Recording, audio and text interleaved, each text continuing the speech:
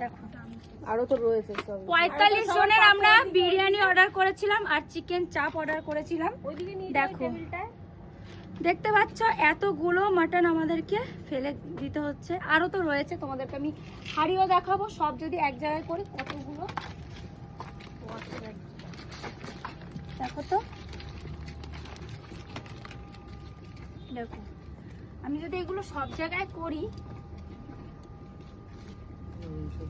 ওই থালায় রয়েছে, এইখানে রয়েছে, ওই দিকে তো রয়েছে, আমি তো দেখিয়েছি।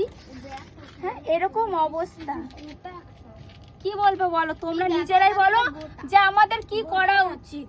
45টা মানুষের খাবার অর্ডার করেছি, সেখানে চিকেন চাপের তো এরকম অবস্থা সব রয়েছে, এখানেও ফেলেও দেওয়া হয়েছে। আর মাটন তো এগুলো।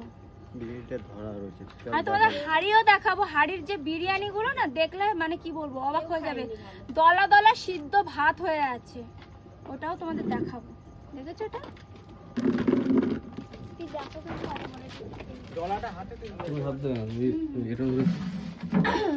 আমি হাত দিচ্ছি না, এই দেখো দেখেছো, এই এই এই এই দলাটাকে তোলো একটু, হাত দিয়ে ওই প্লেট দিয়ে একটু তোল বাবা।